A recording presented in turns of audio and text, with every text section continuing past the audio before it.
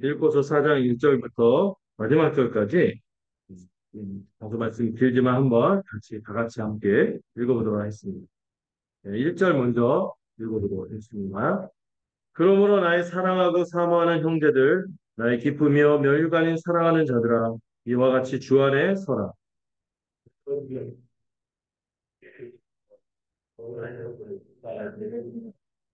또 참으로 나와 멍에를 같이 한 내게 구하노니 복음에 나와 함께 힘쓰던 저 여인들을 돕고 또한 클레멘드와 그 외에 나의 동역자들을 도우라. 그 이름들이 생명책에 있느니라.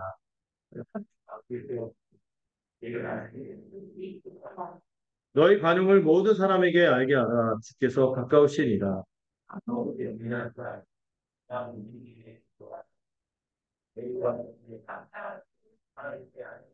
그리하면 모든 지각에 뛰어난 하나님의 평강이 그리스도 예수 안에서 너희 마음과 생각을 지키시리라.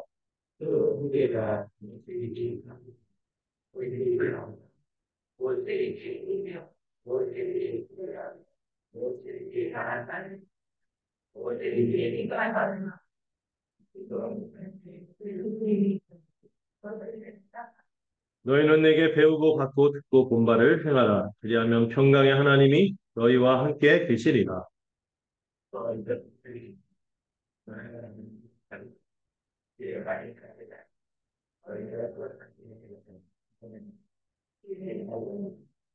내가 궁핍함으로 말하는 것이 아니니라. 어떠한 형편이든지 나는 자족하기를 배웠노니.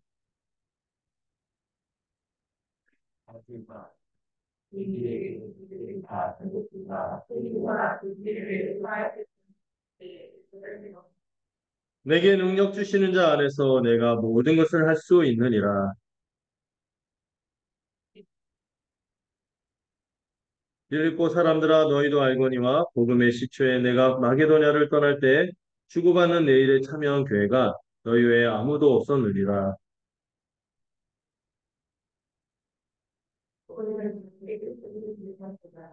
내가 선물을 구함이 아니요 오직 너희에게 유익하도록 풍성한 열매를 구함이다.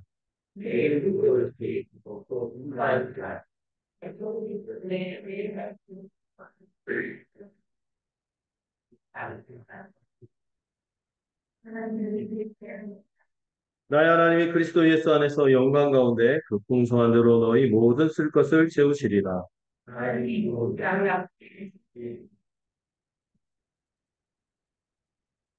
그리스도 예수 안에 있는 성도에게 각각 문안하라. 나와 함께 있는 형제들이 너희에게 문안하고 모든 성도에게 함께 읽겠습니다. 주 예수 그리스도의 은혜가 너희 심령에 있을지어다. 아멘. 네, 반갑습니다, 여러분. 이번에 한 주간 특별히 특별한 시간을 가졌죠. 그래서 목요일부터 토요일까지, 어제까지 말씀 수련회라는 이 수련을 통하여 말씀에 깊이 들어가는 시간을 가졌는데요. 우리가 이 말씀 수련 때마다 마음에 새기는 표어가 있죠. 확실히 배운 표어인데 성경은 쉽다. 네, 성경은 쉽다 했는데 약간 뭐가 어렵냐면 한글 개혁이 살짝 어려워요. 그러니까 그럴 때는 뭘 보면 된다? 쉬운 성경이라든지 우리말 성경 이런 거 참고해서 보면은 성경은 원래 여러분 그 뭐죠? 좀 그냥 똑똑하고 뭐 박사들 이런 사람들 대상으로 쓴 게 아니라 시장에서 그렇게 같이 장사하고 또 심지어는 누구와 그 종사하고 많이 배우지 못한 사람도 이 말씀을 듣고 뭐를 누렸어요? 은혜를 받고 마음이 뜨거워지고 인생의 바뀔 이런 놀라운 변화를 맛봤죠. 능력을 맛본 것이 이 말씀입니다. 그래서 여러분 성경은 이 말씀을 믿으세요. 이번에 중고등부 아이들 그 영상을 봤는데 우리 그 이번에 놀러 올 뻔했던 어떤 아이가 인터뷰를 하는데 성경은 쉽다고 하지만 어렵게 느껴지지만 그래도 쉽다고 믿어요. 이게 이상하게 말했더라고요. 제 정확히 어딘가 기억을 못하는데 그 찬찬히 보면은 자세히 보면 정말 성경은 쉽습니다. 그래서 이번에 여러분들 몇 번 수련을 하신 분들은 마음에 믿음이 생기는 성경은 쉽다. 네. 근데 성경은 쉽지만 만만하지는 않죠. 성경 만만하지 않다는 건 뭐예요? 깊이가 있다는 거예요. 어린아이들도 이해할 수 있을 만큼 쉽지만 그 깊이는요. 아주 뛰어난 박사도 깨닫지 못할 만큼 깊이가 있는 것이 또 성경이기도 합니다. 그래서 여러분들 이 성경을 이번에 빌립보서 1장부터 제 바람은 오늘까지 4장 간략하게 좀 살펴보면서 밑그림을 좀 그렸으면 좋겠고 나중에 때가 되면은 이 빌립보서를 또 설교를 본격적으로 좀 같이 말씀을 통해서 나눴으면 좋겠다. 예, 제가 막 힘들고 지칠 때 보는 성경 중에 하나가 이 빌립보서예요. 이 빌립보서가 어디서 쓰였다고 그랬죠? 감옥 안에 있었어요. 감옥 안에서 있는데도 감옥 밖에 있는 사람들을 향하여 권면하고 막 기쁨을 고백하는 이 바울의 모습을 보면서 우리도 우리의 상황이나 감정에 휘둘리지 않고 좀 상황과 감정에 휘둘리지 않고 좀 굳건히 서서 믿음으로 이 기쁨을 살아가는 이 신앙인의 면모를 갖췄으면 좋겠어요. 제가 존경하는 스승 목사님, 이영 목사님도 힘들 때마다 이 빌보스를 보면은 마음이 막 정화되는 게 느껴요. 마음이 깨끗해지고 맑아지는 것도 있겠는데 여러분들도 이번에 간단히 살펴보지만 또 다음에 또 볼 때 깊이 나눌 수 있으면 좋겠습니다. 저는 그 간략하게 좀 뭐죠? 이 previously on 뭐 이러던데 리드 같은 데 보면 이전에 내용을 간단하게 좀 살펴볼까요? 예, 주보에 보면은 제가 그냥 한 줄로 요약해 보려고 애써보긴 했는데 사실 많은 내용이 있는데 이게 한 줄로 담아내는 게 복지긴 하다 이런 생각이 들지만 이번에 또 설교도 들으면서 엄영성 목사님이 참 설교를 너무 은혜롭게 하셔갖고 저도 많이 위로받고 힘을 얻고 했던 시간이거든요. 근데 거기서 남았던 표현들이 있어요. 메시지들이 있어요. 뭐냐, 첫 번째, 하나님이 우리 안에서 착한 일을 시작하셨어요. 여러분, 시작했으면은 우리야 시작하고 못 맺지. 하나님은 반드시 완성하실 것을 그 목사님 말씀 나누고 이 본문에 있는 것들을 통해서 깊이 들여다봤는데 우리가 어떤 상황이나 힘든 게 있다 할지라도 뭘 믿으면 돼요? 하나님이 이미 우리 안에서 선한 일을 착한 일, 미사에서의 표현에 의하면 새 일을 우리 안에 새 일을 행하셨기 때문에 반드시 이것은 이루어진다? 안 이루어진다. 이루어진다? 안 이루어진다. 이루어진다는 것을 믿으시기 바랍니다. 음. 그리고 바울조차도 사실 그 한 교회 수장으로서 이끌어가는 입장에서 갑자기 체포가 됐습니다. 체포가 됐을 뿐만 아니라 이상한 소문도 들고요. 바울을 막 시기하면서 어떤 사람들이 막 바울의 영향력을 비웃고 깔아뭉개려고 하고 뭐 이런 악의적인 모습들도 있고 또 빌립보 교회 보면 누가 또 어떤 모습이 있어요? 오늘 사장이 나오는데 우리 그 유씨 권사님하고 순씨 권사님 두 분인데 직분자 같은데 이분이 막 싸움이 나서 교회가 어지러운 거 안에 있는 상황인데도 바울은 어떻게 하라고 오늘 빌립보서에서 많이 나오는 표현이 있거든요. 어떻게 하라고 분명할까? 아니나 이 빌립보서 별명이세요. 기쁨의 사실. 기뻐하라. 오늘 본문에 넣은 거죠. 기뻐하라. 기뻐. 중간중간에 라임처럼 기뻐하라, 기뻐하라 이렇게 얘기하거든요. 왜 기뻐하라고 말하냐. 지금 상황을 보면은 바울의 경쟁자들이 바울에 대해서 이상하게 막 그냥 하고, 막 교회는 엉망이고, 율법주의자들이 들어오고, 또 성도들도 신앙의 상태가 자라가는 게 아니라 이상해. 막 이런 데도 불구하고 바울은 이 빌보 교회를 해서 어떻게 보면입니까? 기뻐하라. 왜? 그 이유가 나와 있죠. 하나님이 우리 안에서 이미 선한 일을 시작하셨기 때문에 반드시 그분은 그 일을 완성하실 것이라. 그래서 바울이 지금 감옥에 갇혀 있지만은 되게 유명한 되게 세 글자 표현이 있었죠. 우리가 이따가 식사할 때 우리가 회식하듯이 뭐 건배하지 않았지만 이렇게 그 테이블에 앉아서 서로 이렇게 잔을 들고 뭐라고 하라고 했죠? 도리어 도리어 뭐가 이루어졌다? 우리는 우리의 상황이나 감정이나 여러 가지 그런 것들 변수가 많아요. 힘들게 할 때가 많지만 그러나 도리어 복음은 전진하고 반드시 열매를 맺을 것을 기억하라고 했습니다. 내가 오히려 감옥 안에 있지만 오히려 복음은 어떻게 됐다? 나는 감옥에 매인바 되었지만 복음은 전진하고 있다. 복음은 진전되고 있다. 이거를 이렇게 권면하는 내용이 얼마나 은혜로운지. 바울이 감옥에 갇혔는데 어떤 일이 일어났습니까? 1장에서 첫 번째, 이 황제의 시위대잖아. 로마의 시위대. 바울을 이제 그 감옥에 갇힌 채에서 그 감시하던 이 황제 시위대가 가장 사상무장이 돼 있는 사람이죠. 최첨단의 제국에 가장 최강국의 산업소 엘리트들이 이런 사람들이 바울의 감옥에 앉아 있어서 죄수가 하는 말을 듣고 그들이 어떻게 됐어요? 회심했어요. 이걸 봤을 때 바울이 말빨이 좋아서 그럴까요? 뭐가? 복음의 능력이 있기 때문에. 복음의 능력이 있기 때문에 바울은 감옥 안에 있지만 이 복음의 능력이 있어서 열매를 맺는다. 우리의 상황과 감정은 상관없어요. 반드시 하나님께서 우리에게 약속하시고 이루시겠다고 한 약속들은 반드시 오차없이 이루어질 것이고 능력을 나타낼 거예요. 예. 그래서 뭐 여러 가지 우리의 상황이 있겠죠. 힘들고 어렵고 하더라도 여러분 기억하세요. 늘 복음은 뭐한다? 진전하다. 도리어, 도리어 신앙을 기억했으면 좋겠어요. 그렇기 때문에 우리가 해야 될 태도는 뭐예요? 이 황제 시대도 회심했고요. 바울이 또 어떤 영향력이 있었죠? 바울이 그렇게 감옥 안에서 영향력을 끼치면서 꿋꿋하게 이제 복음을 전하는 모습을 보고 형제들 중에 많은 이들이 도전을 받아 더 열심히 그런 사람들도 있고 착한 뜻으로 이렇게 전한 사람들도 있지만 이상한 사람들도 있죠. 다 이렇게 빌고서 그렇게 잘 이해가 안 되는 사람인데 바울을 괴롭게 하려고 바울만 아마도 바울에게 경쟁의식을 느끼거나 약간 좀 그런 사람일 수 있을 것 같아요. 어떤 사람인지 모르겠어요. 바울을 괴롭게 하려고 어떻게 했어요? 바울을 괴롭게 하려고 복음을 비방한 게 아니라 복음을 더 열심히 전했어요. 바울만 사도냐? 이러면서 이렇게 이상한 경쟁심으로 열심히 했는데 그들이 사실 착한 뜻으로 한 건 아니지만 바울은 어떻다고 했어요? 그래도 결과는 그리스도를 높이고 그리스도를 전하는 거니까 나는 그것도 또한 기쁘다 이렇게 하는 태도를 보인 것이죠. 이게 우리가 말씀을 드렸지만 바울의 그릇이 커서 그런 걸까요?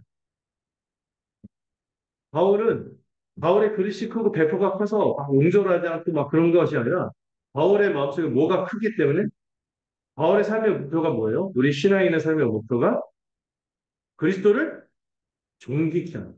그리스도를 존귀케 하는 것이 우리 삶의 목적이요. 그 그리스도 자체만으로 만족하고 행복하고 그 안에서 무한한 것을 누리기 때문에 바울은 그렇게 살 수 있었던 것이죠.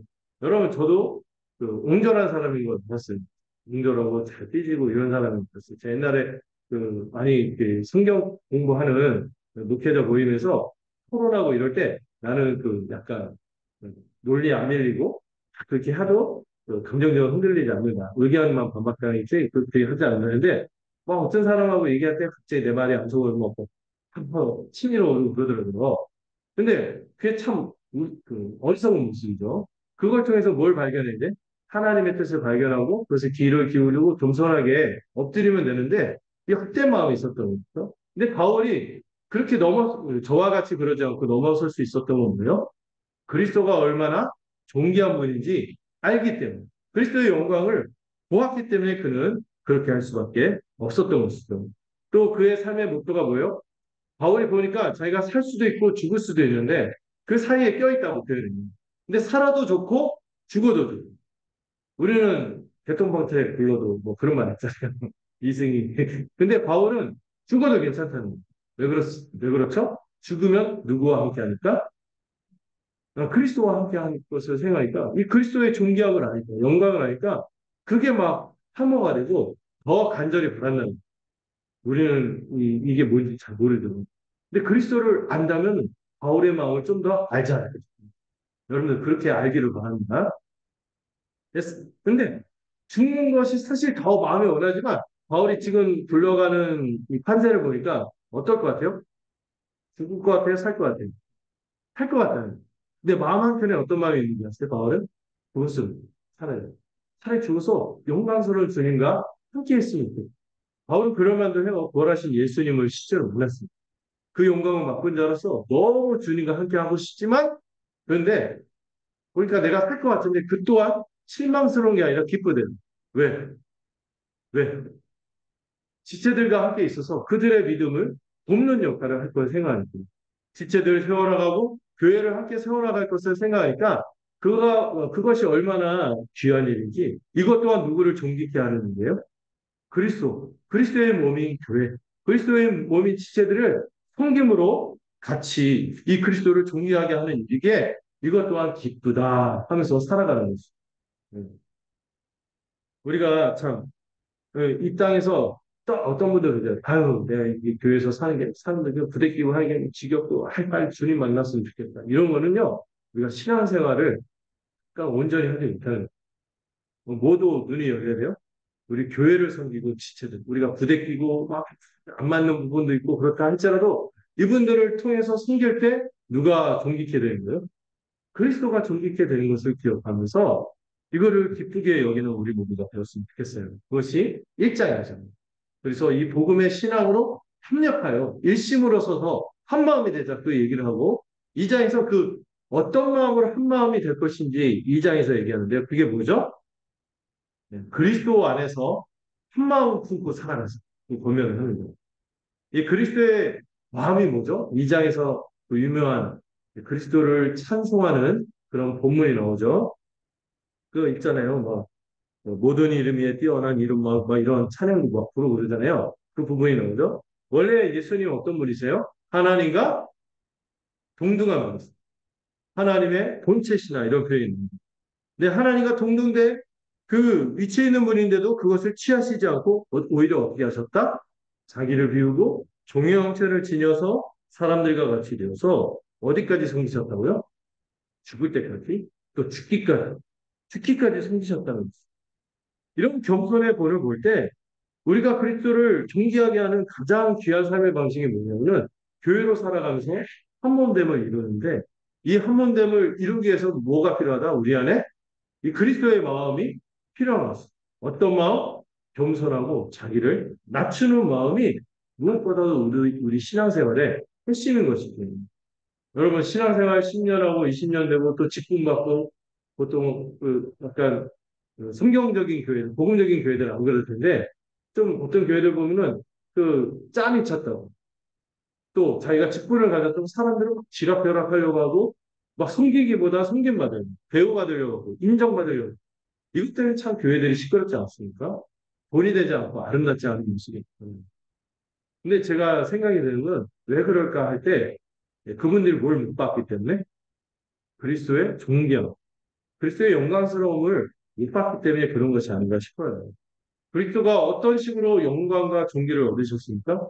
죽기까지 숨기고 복종하고 자신을 낮춘 오히려 모든 이름에 뛰어난 영광스러운 이름을 취하게 된 것이죠.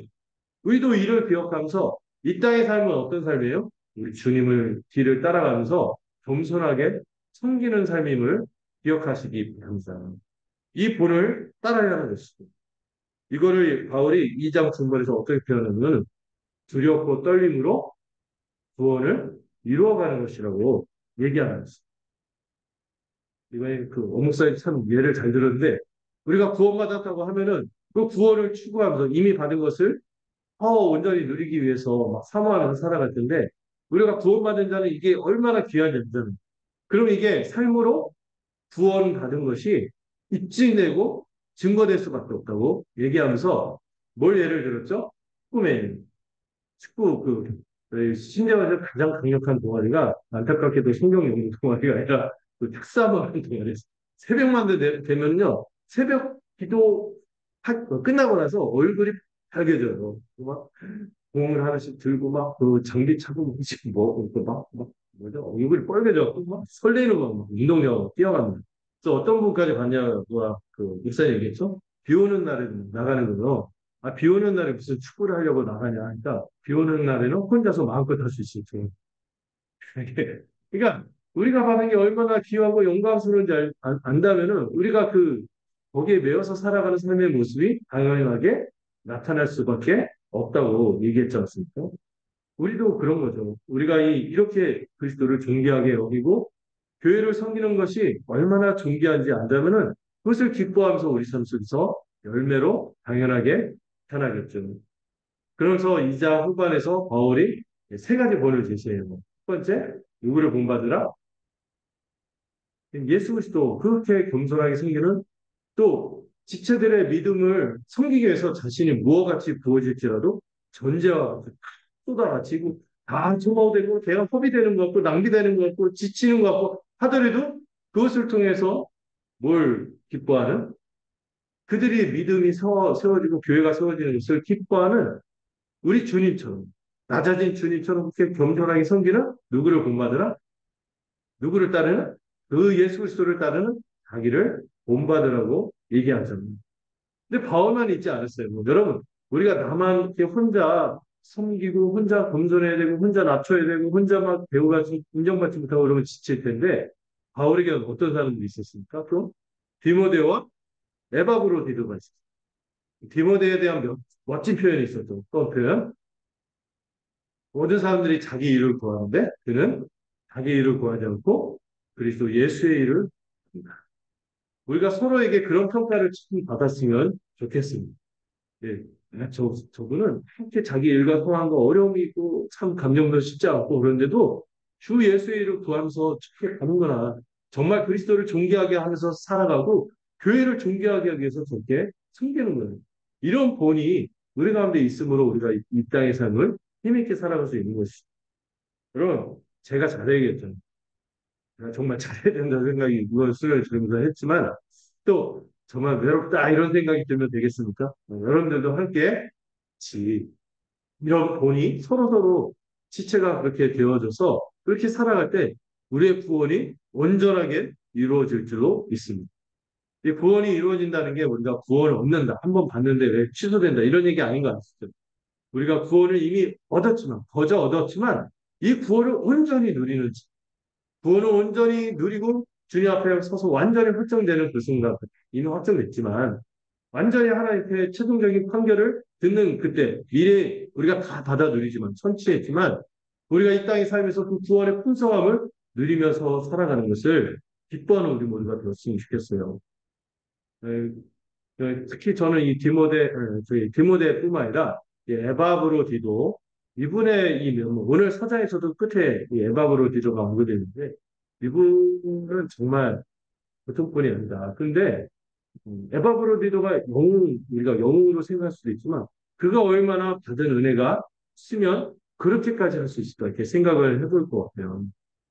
에바브로디도가 어떻게까지 했죠? 여러분 몸 아프면요 이렇게 몹쓸 말이지만 그 뭐죠? 진병에 포장.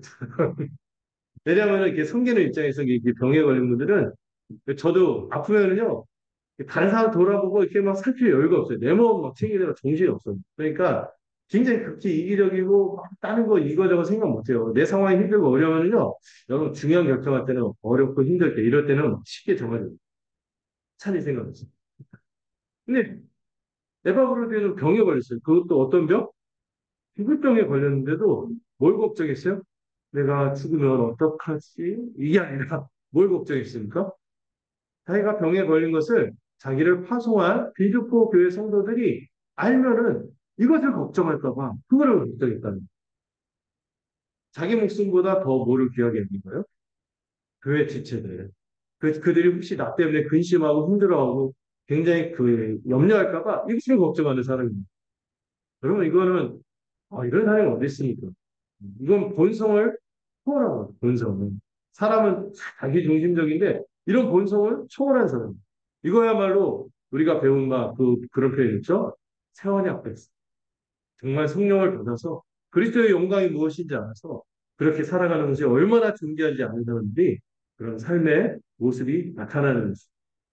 저희 교회에서도 이런 모습들이 저도 잘해야겠죠. 제가 먼저 잘해야겠죠. 근데 여러분들도 같이 열심히 그렇게 살아갔으면. 그래서 우리 주님이 볼 때 오늘 그 4장 1절에 어떤 표현이 있죠? 멸류관 이런 표현이 있잖아요. 이런 표현을 들 때 부끄럽지 않았습니다. 감사하다. 또 한편은 이렇게 정말 열심히 섬겼기 때문에 너무나 감사하다. 이런 고백을 할 수 있으면 좋겠습니다.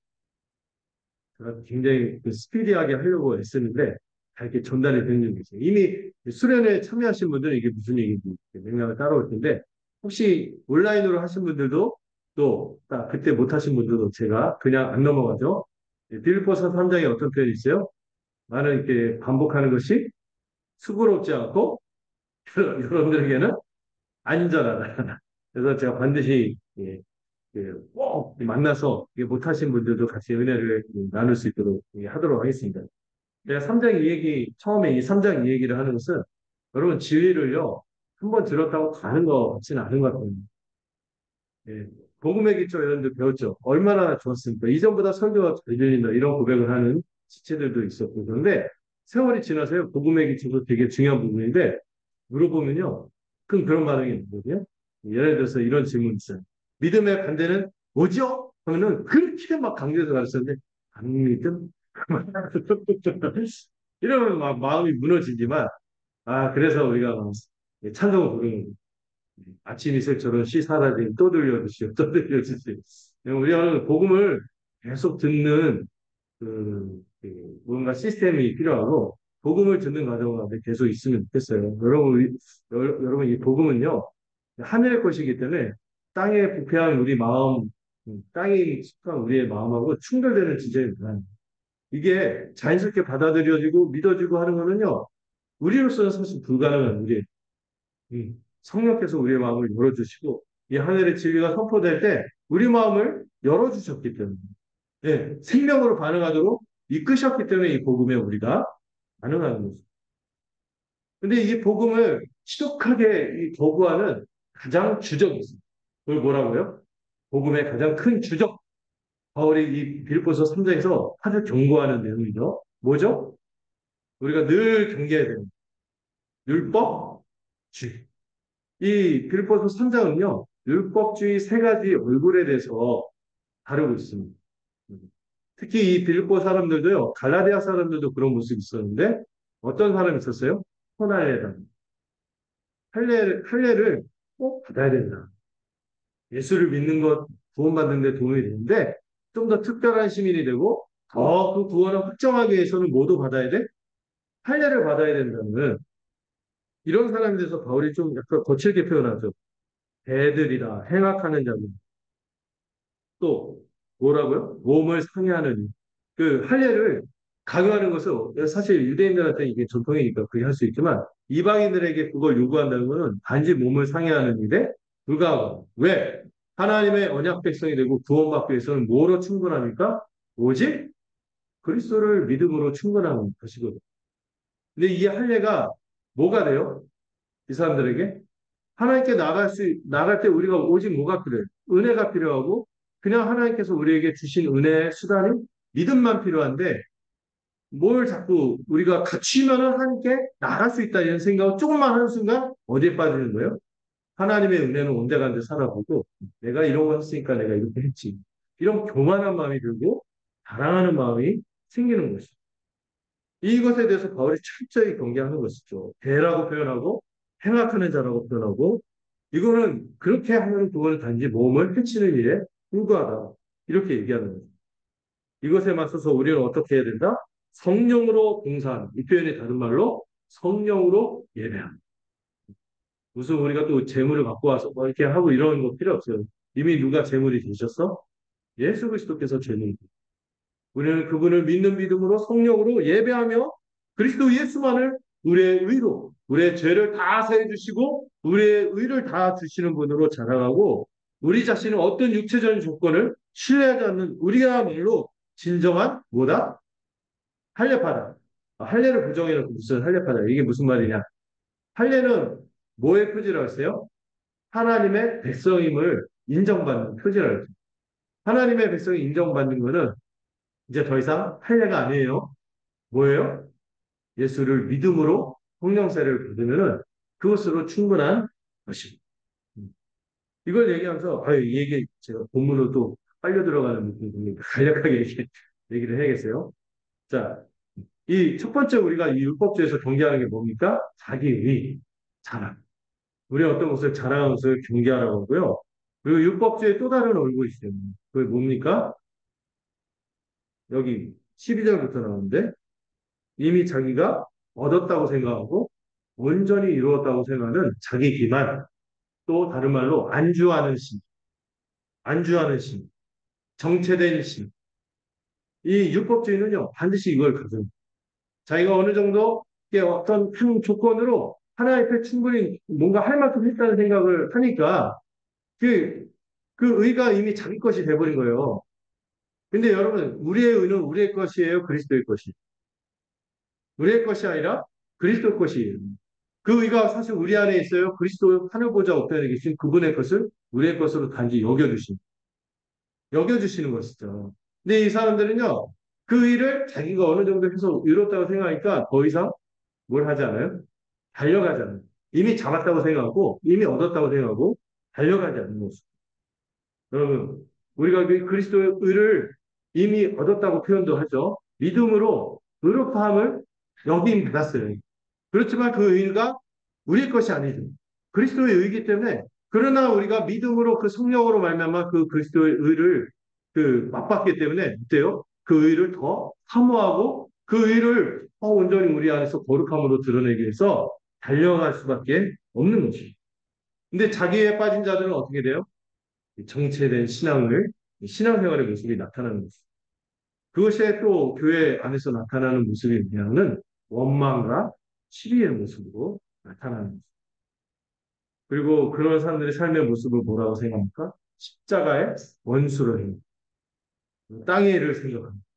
자기 배를 신으로 여긴다. 너는 어떤 그룹에서 자기 배를 신으로 여긴다 했더니 이 배가 아니라 쉽으로 잘못 읽고 납득하는 분이 있는데 그래서 이 다른 쉬운 성경은 또 같이 봐야겠죠.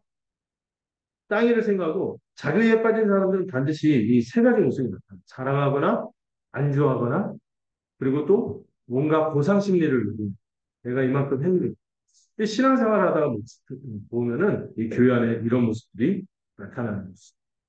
자, 그래서 오늘 사장에 보시면은 다시 1절 한번 볼까요?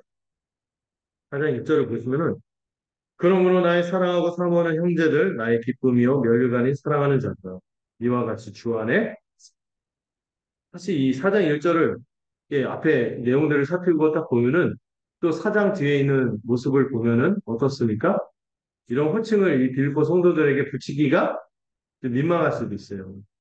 빌보 성도들 중에 일부는 바울을 시샘해서 막 이상한 열심으로 막 복음을 전하려고 하고 어떤 사람들은 여기서 2장, 3장에서 경계하는 자기애에 빠지고 안주한 사람도 있었고 또 어떤 사람도 있었습니까? 땅 일을 생각하는 사람들도 있을 거예요. 그럼에도 불구하고 바울은 이 빌립보 성도들을 어떻게 부르니까 나의 사랑하고 사모하는 형제들이며 나의 기쁨이요 혈육아닌 사랑하는 자들이라고 고백하고 있죠. 여러분, 우리가 이 땅을 살아가는 동안 안전한 모습은 없을 거예요. 그럼에도 불구하고 여러분 1장에 그 표현 있죠. 하나님이 우리 안에서 선한 일을 시작하셨습니다. 그리고 끝까지 이루실 것이기 때문에 바울은 그것을 바라보며 이렇게 고백하는 것이죠. 그리고 빌보 교인들은 어떻게 살기를 바라는 거예요? 이제 자기의 의를 자랑하고 자기가 무엇인가 행하고 공로를 의지하고 이런 것이 아니라 누구만을 자랑하기를 원합니까? 그리스도만을 그리스도만을 자랑하고 이제 정체되어 있지 말고 안주하지 말고 누구를 표대로 해서 그리스도를 표대로 해서 달려가는 신앙을 가졌으면 좋겠다고 공면하는 것입니다. 그리고 달려가는 신앙을 갖지 않은 사람들은 반드시 어떻게 되어 있어요? 안주하는 사람들은 땅의 일을 생각하게 하고 있어요. 십자가의 원수를 생각하며 자기의 욕망, 자기의 소망, 자기의 이 본능, 이 본성을 따라 헛된 것을 구하게 됩니다. 이것에 대해서 바울은 하늘의 소망을 지니고 살아가길 바란다고 권면하고 있습니다. 그리고 빌립보 교인들이 마땅히 그렇게 살 것을 바라고 기대하며 이 1절의 표현을 쓰는 것이죠. 사랑하고 사모하는 형제들. 내 면류관이요, 내 기쁨이. 왜? 그들이 그리스도만을 자랑할 것이며 그리스도를 표대로 달려갈 것이며 하늘의 소망을 지니고 살 것을 믿기 때문입니다. 여러분, 이 빌립보서를 읽는 우리 자신들도 동일하게 무엇만을 자랑해야 될까요? 그리스도만을 자랑합니다. 또 이 그리스도를 표대로 향해서 달려가는 신앙을 지녔으면 좋겠습니다. 저희 교회가 한 5년 됐죠. 5년 차, 2018년 시작했고 5년 차, 이제 횟수로는 6년 차지만 5년을 꽉 채워가고 있어요. 근데 우리가 이게 지금 우리의 모습을 진단할 때 우리가 달려가고 있을까요? 정체되어 있어요. 한번 질문을 던져보면 좋을 것 같아요. 우리는 지금 그리스도의 그 영광스러움을 봤기 때문에 그 영광스러운 간격이 내 안에 있어서 계속해서 이 그리스도를 자랑하고 싶고 또 그분을 표대로 해서 달려가고 싶은 마음이 우리 가운데 있는 우리가 자꾸 이 땅이 이런저런 그냥 스치고 지나가는 것들이 너무 마음이 메어서 우리 그리스도를 기다리며 그리스도께서 주실 온전한 영광과 그 소망이 있는데 이것을 기다리지 못하고 땅 일만을 생각하면서 이미 배부른 자가 이미 배가 신이 되어서 그 십자가의 원수로 살아가는 모습이 되지는 않아요. 이런 질문을 해야 됩니다. 바울은 한편에서는 우리가 이런 사람이 됐다 하지만은 우리가 이미 아직 가운데 살고 있기 때문에 우리가 이렇게 살아야 한다고 또 계속해서 권면하는데 우리도 질문을 던져요. 이미 받은 바 은혜가 있고 하나님께서 시작하셨지만 우리가 삶의 내용이 그리스도를 존귀하게 하고 있는 교회를 존귀하게 하고 있는 그리스도만을 자랑하는 것. 내가 조금 교회에서 뭔가 한 것 때문에 그것을 그냥 자랑하고 이것에 대해서 어떤 그 무언가 대우를 요구하고 이것을 인정받지 않는 것에 대해서 막 마음이 그러고 있다면 우리는 너무 아직 그리스도의 영광을 좀 덜 본 것 같아요. 온전히 보고 달려갈 수 있기를. 음, 음. 예, 이 빌립보교회는 바울에게 참 각별한 교회입니다. 이 사도행전을 보면요. 여러 가지 일들이 있었거든요. 정말 막막한 가운데서 하나님의 인도하심으로 좋은 동역자들을 많이 만난 것이 빌립보 교회였습니다. 뭐 루디아라는 자주장서도 거기서 만났다고 하고 그래서 또 심지어는 복음 전하다가 어디에 갇혔죠? 감옥에 갇혔어요. 억울하게 막 4절도 더 가고 감옥에 갇혔는데 감옥에 갇혔는데 바울이 어떻게 했어요? 신사탄을 한 것이 아니라 찬송을 불렀어요. 찬송을 불렀더니 어떻게 됐어요? 묵문이 찢어졌어요. 그래서 어떤 분들이 이 본문을 보고 우리도 감옥에 갇힐 일이 있을 때 찬송을 부른다. 감옥에 갇힐 일을 왜 맡았죠? 예, 감옥에 갇혀도 찬송 부르면 간수한테 맞아요. 뭐 죄수한테 이렇게 하고 바울은 지금 복음을 위해서 살아갔기 때문에 하나님께서 뜻하신 바가 있어서 이 길을 열어주신 것이죠. 이 옥문을 열렸을 때 그런 일만 있었습니까? 바울은 옥문이 열린 것에 와 이제 해방됐다 도망가자 이런 것이 아니었죠. 그 가운데서 오히려 자리를 지켰어요. 그 가운데 어떤 일을 얻었습니까? 자살하려고 하던 간수를 얻었죠. 그 간수에게 주 예수를 믿으라 그 유명한 말씀 있죠. 너와 내 집이 주를 얻으리라. 그 말씀 받고 이 빌립보 교회가 세워진 거예요. 이 간수를 비롯해서 이런 사람들. 저는 이 교회가 세워진 데에도 바울이 갇혀도 함께 용기를 내어 복음 전하는 사람들도 있고 마음을 같이 하는 사람들도 있었지만 어떤 사람들이 있어요? 복음을 믿기는 하는데 이상한 동기를 갖고 어그러진 모습을 나타내는 사람들도 있습니다. 그럼 교회 보면요. 현실 교회를 보면 이런 일이 있을 수 있구나 하는 생각이 저도 이제 한국 교회를 돕겠다는 단체에 있으면서 섬겨봤지만 그 안에서도 이런 비슷한 일이 있는 것 같기도 해요. 또 누가 막 열심히 하고 주를 위해서 하는데 그 사람만 그거냐 일꾼이나 나도 일꾼이다. 막 이상하게 막, 이렇게 막 하면서 이런 약간 미혹한 모습들이 있는 거죠. 예. 그러나 이런저런 다양한 사람들이 있고 이런저런 일을 겪고 있음에도 불구하고 바울은 이 모든 사람들을 뭐라고 표현합니까? 사랑하는, 사모하는 형제들, 내 기쁨이요, 여인. 우리도 그런 시각으로 우리 성도들을 서로서로 볼 수 있으면 좋겠습니다. 5년 지났잖아요. 앞으로 계속해서 우리 자녀들한테도 이 교회가 계속해서 주님을 섬기고 주님의 이름을 높이고 말씀을 귀히 여기는 공동체로 살아가기를 원하는데 이런 가운데 많은 일이 있을 거예요. 바울을 보세요. 얼마나 참 우리가 봤을 때는 상처받고 험한 일 이런 거 많이 겪었을 텐데도 그 지체들을 볼 때 뭐로 봤어요? 사랑하고 사모하는 형제. 연류가 기쁨으로. 저도 그런 마음이 있어요. 그래서 여러분들 다양한 모습들이 있죠. 다양한 모습이 있고 할 때, 여러분들도 저 볼 때 참 신기한 모습들도 보죠. 굉장히 이상한 모습들도 보고. 그렇지만, 여러분들도 저를 주님께서 허락하신 은사의 일환으로 직분자로 여러분들에게 허락된 걸로 받아들였듯이 저도 여러분들을 마음속에 생각할 때 어떤 마음을 드리냐면 주님께서 내게 필요해서 주신 귀한 소중한 지체들이 이런 생각이 있어요. 그리고 저만 소명 받았나요? 여러분들도 소명을 받았고 복음의 은혜를 받았죠. 그리고 우리가 다시 돌아가야 될 그 표현. 하나님이 제안에서 시작했잖아요. 여러분 안에서 시작 안 했을까요? 시작했어요. 그리고 반드시 이루실 줄로 믿습니다. 이게 이 우리의 기쁨을 유지할 수 있는 비결인 것이죠. 그러면서 이제 주 안에서 굳게 서라고 이 1절 끝에 보면 주 안에 서라 이렇게 본문이 서라고만 표현이 됐지만 사실은 굳게라는 표현이 들어가 있어요. 공고하다. 굳게 서라고 권면하는 것이. 오직 복음만 자랑하고 안주하지 말고 달려가며 하늘의 시민권을 가진 자로서 이 부활의 소망을 간직한 자로서 살아가자고 격려하는 것입니다. 근데 이런 얘기를 하면서 이 빌보 전체를 이렇게 풀어가는 이유가 어디에 있었는지 이 비로소 2절부터 드러나는데요. 이 빌보 교회에 어떤 일이 있었어요? 네, 제가 보니까 이 바울의 편지들 보면요. 대부분 교회들이 겪는 문제입니다. 어떤 문제요? 다툼, 원망, 시비, 네, 또 분열. 교회들마다 다 있는 것 같아요. 어느 교회가 없어요. 로마서도 그 강한 자, 약한 자. 고린도전서에도 뭐 그런 사람도 있어요. 바울파, 아볼로파, 개바파인데 빌립보도 지금 이 직분자들을 중심으로 해서 약간 예, 다툼이 있어서 굉장히 예, 어려움이 있었던 것입니다. 그러면 우리가 막 초대교회로 돌아가자, 초대교회처럼 우리가 살자 하는데 그 초대교회 가도 어, 어쩌면은 별게 없구나, 사람 사는 게 똑같구나 이런 생각이 들 수도 있어요. 그런데 뭐가 달라요? 그들 그들과 우리가 다르지 않죠. 똑같은 게 뭐예요? 복음의 은혜가 있거든요. 성령께서 교회를 붙드시거든요. 성도의 교제 가운데 그 안에서 새 일을 행하신 분이 반드시 시작하고 완성하실 것이기 때문에 그래서 교회는 여러분 2000년간 망한 적이 없어요. 그 어떤 진짜 우리 교회 이러다 망하면 어쩌죠? 어떠죠? 어떻게 교회 이렇게 하면 막 교회 문을 닫을 수도 있다 막 이런 얘기를 하는데 여러분 교회 문을 열고 닫는 건 누가 하시는 일이에요? 우리가 하는 게 아니에요.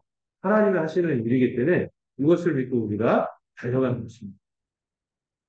이 유고디아와 순극의 이 갈등, 이게 참 교회로서는 여러분 이 딱 사람들이 롤모델로 생각해서 쳐다보는 둘이 다투고 있어요. 이게 이만저만한 일이니까 얼마나 마음을 어렵게 할 일이니까요. 음. 근데 이제 바울이 이들에게 권면하죠. 같은 마음을 품어라. 앞에서 이 같은 마음이 뭐라 했죠? 그리스도의 겸손하고 낮춤. 자기를 자랑하기보다 그리스도만을 뭔가 이루었다고 좀 교만해지지 말고 좀 달려가는. 그리고 무언가 헛된 것을 보상을 요구하면서 이 배를 신으로 삼는 십자가의 원수로 살아가는 그런 모습에서 돌이키라고 권면하는 것이죠. 어떤 분들은요, 빌립보서 4장 왜 썼냐, 빌립보서 전체를 왜 썼냐, 이 유오디와 순수기 문제 때문에 빌립보서를 썼다 이런 얘기까지 하거든요. 이 사람들을 설득하고 교회 사람들이 어떻게 교회로 살아갈지 예, 교훈을 주기 위해서 축구 용어죠. 빌드업을 했다. 일장서부터. 일장에서도 그런 얘기 하잖아요. 다른 사람들 어떤 자기의 선한 영향력으로 열심히 하는 사람도 있지만 이상한 사람들도 있다. 근데 나는 암씨랑도 제가 소속하되는 지도 않다. 왜? 그리스도가 존귀하게 되는 거니까. 교회가 존귀하게 돼. 나는 나를 자랑할 마음이 전혀 없으니까. 근데 유오디와 순두개는 어때요? 이 약간 3장에서 지적한 이 율법주의의 모습, 자기의 모습이 스며져 있었기 때문에 다툼이 있었던 것 같습니다.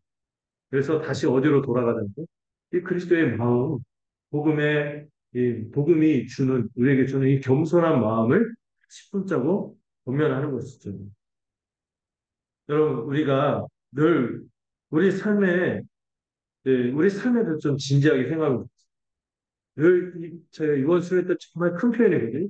여러 가지 참 재밌는 예화도 듣고, 멋있는 표현들도 들었고 했는데, 제 마음에 계속 와닿는 문장은 뭐였냐면, 하나님이 시작하셨으니 완성하시고. 내가 시작했으면 제가 문 닫게 하거나, 제가 이상해갖고 문 닫게 되거나, 여러분들이 이렇게 하면 제가 막 서로 막 힘들어갖고 문 닫게 되거나 그러겠지만, 여러분 누가 시작하셨어요? 하나님이 시작하셨어요. 이거 믿고 우리가 함께 가는 것입니다. 음. 이런 가운데 우리의 삶의 내용은 마땅히 무엇이 되어야 된다고요? 그리스도를 존귀하게 하는 거죠. 그리고 그리스도의 마음을 품고 겸손하면서 늘 여러분들 우리가 교회가 서로 동감해 주면 좋겠어요. 즉 교만한 마음이 들지 않아. 내가 이 그리스도의 마음을 같이 품기보다 훨씬 다른 마음을 품지 않아요. 서로가 동감해 주는 거죠. 그래서 바울이 뭐라고 하니까 3절에서 저 여인들을 그래서 여러분 혼자 하면은요, 제가 전문 용어도 쓸게요. 독고다니요. 자기가 다 잘하고 잘하는 거 혼자 하는 것 같고. 그래서 주님이 그렇게 헤매고 힘들까봐 우리에게 뭘 허락하신 거예요? 교회 공동체를 허락해 주신 거예요. 우리가 서로 돕는 것입니다. 특히 글레멘드 이게 영어로 클레멘트일까요? 예, 글레멘드라는 사람을 언급하면서 이 클레멘드와 나의 동역자들을 도우라 하면서 이 클레멘드가 아마 이런 사태에서 안 흔들린 사례였던 것 같아요. 그 일꾼을 중심으로 해서 이 교회가 하나 될 수 있도록 같이 서로 화합하도록 애쓰라고 권면하고 있습니다. 우리 교회도 이런 갈등이 있을 거예요. 또 약간 영향력 있는 사람들에게 어떤 약간 마음이 안 맞아갖고 막 그런 모습이 있을 때 제일 안 좋고 꼴사나운 모습이 뭔지 아세요? 그런 일이 생길 때 줄 서기는 나는 여기 편, 나는 여기 편. 이게 제일 꼴사나운 모습이에요. 교회에서 있어서는 안 되는 한 일인 거죠. 여기 본문에 나온 것처럼 어떻게 해야 돼요? 같이 함께 화합할 수 있도록 뛰어들어서 돕는 거죠. 여러분, 우리가 어디 공동체에 속해서 열심히 신앙생활 하다가 주님 앞에 섰어요. 근데 주님이, 주님 앞에서 우리가 그럽니다. 저는 어떤 분쟁이 있을 때 어느 한편에 서서 치열하게 싸워왔습니다. 이런 얘기 하실 거예요? 아니, 저 어떻게든 이 둘이 화합할 수 있도록 수고하고 애썼습니다. 누가 한번 이렇게 해갖고 막 또 분란이 일으키고 그러기보다 교회 하나됨을 힘써 지키기 위해서 애쓰다가 이 자리에 섰어요. 이렇게 고백할 수 있으면 좋겠어요. 음. 여러분, 그리고 중요한 표현 있죠. 우리가 그게 어떻게 할 때 서로 막말하는 게 있어요. 서로 이렇게 분쟁이 있고 다툼이 있고 갈등이 있으면은 서로 지나치게 그 사람에게 실제 그 모습보다 나쁘게 얘기해갖고 아주 그냥 지옥 백성으로 만드는 거예요. 구원받지 못하는 거예요. 근데 그런 관점을 가지면 안 돼요. 여러분, 3절 끝에 어떤 표현이 있습니까? 그 이름이 어디에 있다고요? 생명책에 있다. 중요한 직분자 차지해갖고 결국은 교회 안에 분란을 일으키고 있지만은 결국엔 그들도 어떤 사람들이다? 생명책에 기록된 사람이다. 이걸 생각할 때 우리가 줄 서기 하고 누구를 해서 하기보다 어떻게든 물론 교회가 엄중하게 진리와 고르게 면에서는 판단을 해야 됩니다. 분별을 해야 되지만 대부분 그게 아닐 때가 많거든요. 선한 의도로 뭔가 했는데 일하는 스타일이 안 맞아. 그러니까 결이 달라. MBTI가 안 맞아. 정말 T야, T. 막 이런 거 쓸 수 있단 말이죠. 그럴 때 우리는 이런 것들을 극복하고 어떻게든 하나 되기 위해서 애써야 하는 것입니다. 왜 그렇습니까? 제가 이게 3절에서 중요한 표현이 하나가 있는데요. 음, 어, 여기 보면은 이게 이 빌보서가 누구에게 쓴 편지죠? 빌보 교회에게 쓴 편지죠. 그럼 빌보 교회를 2인칭으로 쓸 때 단수로 써야 돼요? 복수로 써야 돼요? 복수로 써야죠. 여러 사람들을 향해서 쓰는 거였는데. 근데 여러분, 3절에 참으로 나와 멍에를 같이 한 내게 구함. 너희가 아니에요. 내게 구함은. 누구를 지목해서 얘기하나? 근데 바울의 의식 속에서 단수로 표현하지. 교회. 왜? 교회가 이미 하나님. 교회가 이미 하나고 같이 생명의 은국을 누릴 것이며 같이 생명책을 받아서 누릴 텐데 우리가 지금 이 땅에서 하는 모습을 나중에 주님 앞에서 직구하는 일이 있을 텐데 그 전문 용어 좀 쓸게요. 쪽팔린 일을 하겠습니까? 내가 누구 편에 서서 같이 치열하게 싸웠고 하나 되게 하기보다 갈등을 증폭시켰으며 내 생애의 그 끝을 달렸습니다. 이런 얘기하는 것은 정말 부끄러운 일인 것입니다. 그래서 바울이 5절에서 얘기하죠. 기뻐하라고. 우리가 주님께서 결국에 이 완성하실 것이기 때문에 기뻐하라고 하는데 5절에서 뭐라고 하죠? 너희 관용을 모든 사람에게 관용이 뭐예요? 너그럽게 하고 용서하고. 그럼 우리 주기도문에서 우리의 매일의 일상이 뭐죠? 용서. 여러분 사랑이 별거 없어요. 사랑이 우선 용서부터 못하는 무슨 사랑을. 저는 하나님을 사랑하고 이웃을 사랑하고 저는 지체를 위해서 살아가야 하는데 그것 때문에 삐져. 섭섭해. 그래서 여러분들 듣는 얘기 있죠. 아사셀 섭섭이라고 뭐 이상한 그 뭐죠. 그냥 쉽게 버려도 되는 어떤 뭐 강아지라도 있으면 안 된다. 동물과도 안 되는데 아사셀 섭섭해갖고 그냥 보내라는데 여러분 이렇게 너그럽고 용서하는 것이 우리의 일상이 되면 좋겠습니다. 그래서 바울이요 살짝 얘기하는 게 있습니다. 주께서 가깝다. 주님이 언제 오실지 모르고 주님이 우리의 생애에 대해서 평가하고 우리는 심판을 받지 않겠지만 하나님이 다 평가를 하시거든요. 착하다, 막 이런 칭송되지, 막 이런 얘기들이 많이 있잖아요. 이렇게 했을 때 우리가 어떻게 해야 됩니까? 음. 우리가 막 옹졸하게 있다가 이 세상 이렇게 끝까지 내가 달리고 마음을 풀지 않고 밤마다 막 몸서리 치면서 저주를 하고 그러다가 살아. 막 이렇게 살 거예요. 맨날 그 사람하고는 막 그 속에 이렇게 하는데 억지로 막 용서하는 척을 하지만은 뒤로는 막 해코지 하려고 막 이렇게 5만 8천까지 계책을 세우니 막 이건 너무 어리석은 일이지. 음. 주님께서 가까우시다 이 표현을 여러분들 기억하시기. 혹시 용서하고 싶은 마음이 안 들고 막 그렇게 옹졸하고 마음이 그럴 때요. 우리 정신이 확되는 표현이죠. 주께서 가까우십니다. 주님이 지금 이 순간순간 하나하나 다 아시는 분이시죠. 이걸 기억하면서 사나이 관용을 나타내야 돼요. 주님께서 언제 우리의 삶에서 또 우리의 삶도 언제 평가받을지 모릅니다. 얼마 전에 우리 그 지체들 어머니 그 백문하러 가고 가는데 동동에 가면 연세 드신 분도 있고 거의 기력을 하지 못하는 분이 있더라고요. 근데 딱 보면서 제가 어떤 생각이 들면 이런 표현이 떠오르더라고요. 어제 알았고 나도 나도 저러겠구나. 저렇게 누워서 이렇게 무력하게 이렇게 노년을 지낼 텐데 그때 내가 뭐 누리지 못하고 뭐 이렇게 하지 못하고 이거 막 감고 살 거예요. 그때 우리가 어떤 모습이 있어야겠습니까? 주께서 가까우시기 때문에 용서하고 빨리 용서하고 이 마음의 빛 이런 것들 다 탕감하고 오히려 홀가분하게 하늘 소망을 바라보면서 살아야 하지 않겠습니까? 음. 여러분 이 만달라트 탕감받은 비유 굳이 얘기 안 할게요. 우리 만달라트 탕감받은다는데 우리가 이 주님이 가까이 오실 날이 언제일지 모릅니다. 우리가 이 용서하고 품지 못한다면은 주님께서 홀이라도 갚지 않으면은 거기서 내보내지 않겠다고 합니다. 여러분, 관용할 때만 뭐가 찾아옵니까? 진정한 평강이 찾아오는 것이죠. 이 제가 첫 번째 1절부터 9절의 핵심이 뭐냐면 우리가 어떻게 평강을 누리느냐. 두 가지. 하나는 뭐예요? 관용. 관용함. 여러분 안에 혹시 맺혀져 있고 이런 것들 있죠. 이런 거 많이 푸셔야 돼요. 주님 십자가 은혜로 돌아가서 푸셔야 돼요. 이럴 때만 진정한 평강이 찾아올 것입니다. 그리고 여러분 이게 내가 용서해야지 이렇게 마음 먹는다고만 되는 게 아니죠. 그래서 나오는 교훈이 아무것도 염려하지 말고 뭐하라? 기도만. 기도하라는 본면이 나오는 거죠. 여러분 평강을 누리도록 기도하세요. 여러분 기도하고 나서 우리 마음속에 막 이 찜찜하게 해서 막 그래서 딱 기도 자리를 뜨는 것이 아니라 내 마음에 평강이 찾아오게 돼. 내가 누군가에 대해서 옹졸하고 풀지 못하는 마음 그게 풀릴 때까지 기도하는 거예요. 이렇게 하다가 또 우리가 연약해서 또 물러갈 수도 있겠지만 그러나 그런 마음을 놓고 기도하세요. 여러분 신자라면 주님께서 신기하게도 응답하십니다. 용서할 마음 주시고요. 관용할 마음 주시고요. 우리 안에 평강을 허락해 주시고 기도하지 않기 때문에 이걸 못 누리는 거예요. 우리 선배들이 그런 표현을 썼어요. 이건 막 써놔도 좋을 텐데 기도할 때 작년에 또 나눴던 표현이죠. 우리 청교도 선배들이 했던 표현인데 기도할 때까지 기도할 때. 이 표현이 참 마음에 와닿더라고요. 기도할 때까지 기도하는 거예요. 왜요?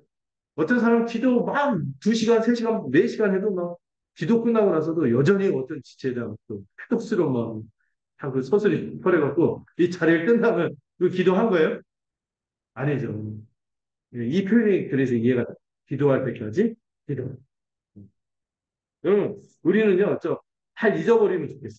잘 잊어버리고 기도하고 기도하다 보면은요, 마음이 풀려요.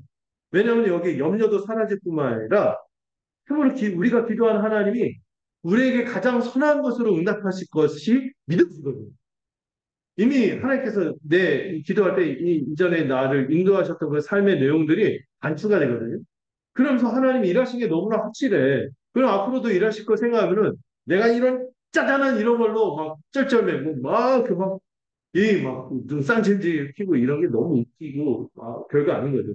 너무 수준이 떨어지는. 네. 사실 우리의 삶은 염려의 의무가 많고, 분쟁도 많고, 갈등도 많지만, 오늘 이 본문에서 바울이 뭐라고 합니까? 7절. 모든 지각에 뛰어난 하나님의 평강이 우리의 무엇을 지킬 거라고요? 마음과 생각을 지킬 것이라고 권면하는 것이죠. 여러분, 이 표현을 기억하세요. 기도할 때까지 기도하세요. 내 안에 염려가 사라지고, 이 미움의 마음, 이 분쟁을 반영하지 못하고 이렇게 옹졸해진 이 마음이 사라질 때까지 엎드리십시오. 우리 믿음의 선배들이 이제 좀 심한 표현이 나왔었는데 고스톱 쳐서 거기 이렇게 된 게 아니라 이 엎드리는 시간이 있었던 거예요. 엎드리고 정말 주님의 은혜를 구하고 그럴 때 이 염려에서 해방이 되고 평강이 찾아오고 분쟁하고 싶고 갈등을 일으키고 싶고 이게 트러블 메이커가 될 수 있는 우리가 완악한 우리가 마음이 풀어지는 것이 이걸 경험하면 좋겠어요. 왜? 하나님은 우리보다 지각이 뛰어나신 분. 여러분들 짓누른 염려의 문제, 여러분들을 그 짓누른 여러 가지 마음에 풀리지 않은 이 수수께끼 같은 이 지독한 이 숙제 같은 이런 문제들 있잖아요. 여러분들이 아무리 홀로 밤을 지새고 머리가 하얘지도록 고민해도 답이 나오니까 안 나옵니다. 안 나와요. 안 나와. 답이 안 나와. 그런데 오늘 바울이 뭐라고 합니까? 우리 하나님은 모든 지각에 뛰어나십니다. 이미 우리가 고민해서 골몰 썩고 있는 이 문제에 대해서 우리 하나님은 답을 갖고 계신 것입니다. 이를 알고 기도할 때 반드시 하나님이 약속하신 게 있어요. 뭐예요? 평강이 우리에게 임할 겁니다.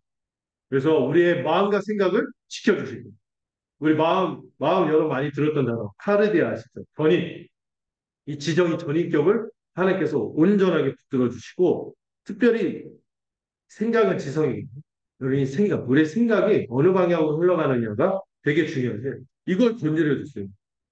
여러분 기도하지 않고 이 관용하지 않고 살아가는 사람들은 이 평강이 없는 사람들은 이 생각이 오염되고 그 인격이 오염되게 됩니다.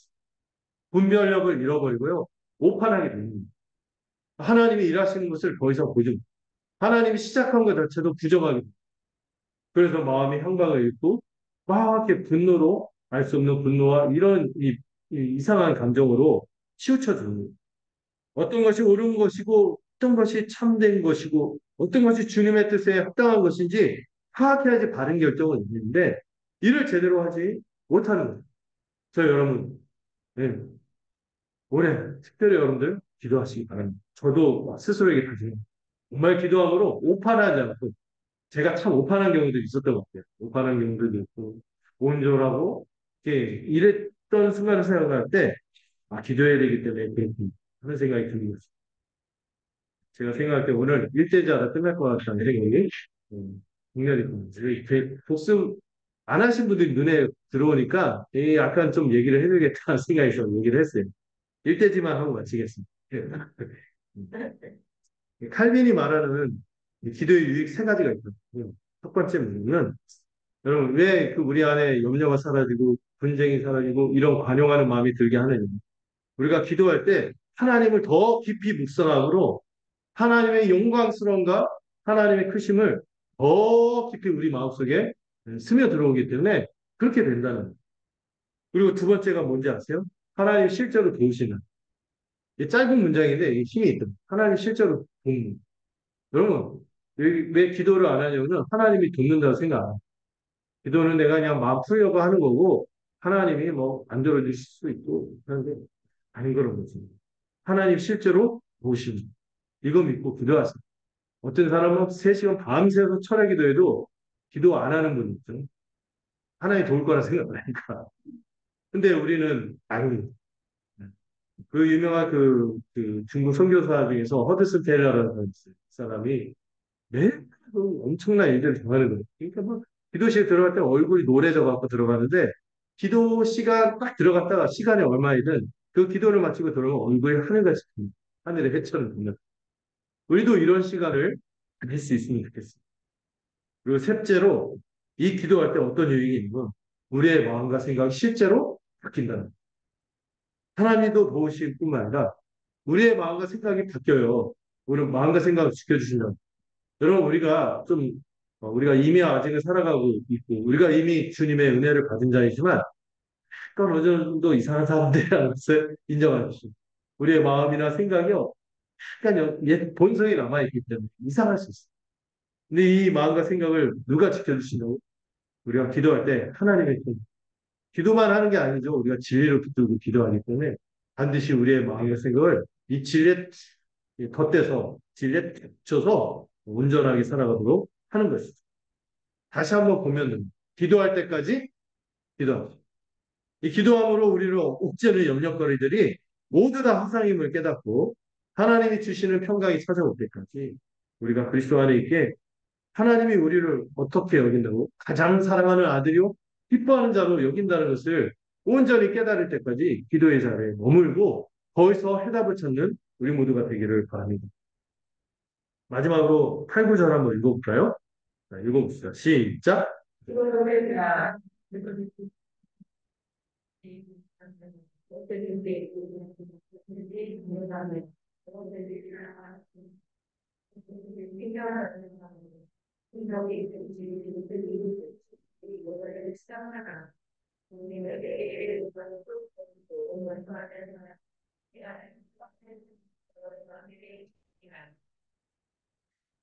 그리고 여기 보면은 참 아름다운 미덕들이 나오죠. 예, 참되고 경건하고 옳고 의로움, 정결함, 사랑받을 만함, 칭찬받을 만한 덕과 기림. 아, 이게 어디서 올까요? 예, 그 구절에서 보죠. 평강의 하나님이 함께 하시고. 이것도 어디하고 연결됐어요? 우리가 그 하나님의 평강이 있나? 우리가 진리를 붙들고 기도할 때 하나님의 평강이 우리 안에 주어지므로 이런 열매들이 나타날 거라고 약속하는 거죠. 우리는 스스로 진실한 자들이 아니에요. 우리 입장에 따라서 얼마나 그 말을 바꾸고 그런지 모르겠습니다. 우리는 경건하기보다 불경한 자들, 하나님을 가까이 하기보다 그냥 세상에 막 이런저런 거 눈에 보이는 것에 압도돼서 살아가는 게 예, 뭐 많은 자들이죠. 우리가 어떻게 의로운 자들입니까? 또 정결합니까? 사랑받을 만한 자입니다. 칭찬받을 만한 자입니다. 우리에게 무슨 덕이 있으며 무슨 기릴 만한 일이 있을까요? 이게 다 어디에서 주어지는 걸까요? 하나님의 평강 우리와 이 평강의 열매로 나타나는 거죠. 이를 위해서 여러분 기도할 때 초점을 다했습니다. 정말 우리 지체들을 사랑하고 관용하고 정말 그들을 품고 내 같이 하나님이 시작하신 이 교회를 소중하게 했고 내 인생의 목적이보다 그리스도를 존귀하게 하는 일이 이를 위해서 살겠다. 작정하고 살아갔으면 좋겠습니다. 이게 바울이 살아내서 보여준 겁니다. 관용과 기도는 우리 삶에서 우선되어야 합니다. 함께 가야만 지속할 수 있는. 관용하지 않으면 기도가 막힐걸요? 관용하려는 마음이 있어요. 그때 기도가 안 막히고. 또 기도하지 않으면은 관용의 열매를 보기가 어렵고. 음. 주기도문에서도 늘 이 제사함에 대해서 얘기하세요. 다른 것보다 구하는 것보다 우리 강구에서 이 제사함에 대한 강구가 길잖아요. 이게 굉장히 우리에게 중요한 부분이기 때문에 그런 것입니다. 그러면 이 말이 참 모순되는 거예요. 관용하기 위해서 기도해야 되고, 기도할 때 관용하기. 뭐가 먼저야? 근데 이게 뭐가 먼저라고 할 수 없이 이제 같이 버무려져 있는 거예요. 우리 삶에서 실제 우리가 용서하기 위해서 기도하고, 기도하면서 우리가 용서해 나갈 수 있는 거죠. 이 바울이 1절, 4장 1절에서 교회가 굳게 서기 위해서는 어떻게 서로 한 마음을 품어야 돼. 그렇게 되기 위해서는 여러분들 올 한해 작정하십시오. 뭐 하겠다고? 기도할 때까지 기도. 이를 통하여 하나님의 평강을 누리는 우리 모두가 되기를 소망합니다. 기도하겠습니다. 하나님 아버지 감사드립니다. 오늘 이 빌립보서 이 1장부터 3장까지의 이 내용들을 통하여 이 빌립보서 사장에 주어진 권면이 어떻게 주어졌는지 말씀을 통해 살펴봤습니다. 교회 안에 여러 가지 문제가 있을 수 있습니다. 분쟁, 염려, 마음이 나눠지는 것들 이런 것들이 있을 때 우리가 똑똑히 기억해야 할 것은 하나님께서 이미 시작하셨으니 완성할 것에 대한 확신이 우리 가운데 있기를 원합니다. 이 믿음으로 말미암아 우리가 오직 그리스도의 응안을 붙잡고 그리스도를 자랑하며 달려갈 수 있는 자들이 되도록 불어 주시옵소서. 우리의 마음이 늘 그리스도의 마음처럼 겸손하고 낮춰진 마음으로 다른 이들을 섬기는 것이 인생의 목표이며 이것을 보람과 의미와 기쁨으로 삼는 귀한 우리 지체들이 되도록 축복하여 주시옵소서. 그리하여 이를 위하여 우리가 이것을 지속하기 위해 먼저 하나님 옆에 엎드리며 우리의 마음의 관용을 얻을 수 있고 또 평강을 얻을 수 있고 기도하는 우리 모두가 될 수 있도록 은혜 내려 주시옵소서. 이로 말미암아 받은 은혜와 이런 삶의 증거들이 우리 공동체에 충만히 나타나서 우리가 기쁨 가운데 깊이 거할 수 있도록 주님 인도하시고 함께하여 주시옵소서. 예수님의 이름으로 기도드렸습니다. 찬송가 310장 함께 찬양하러 가죠.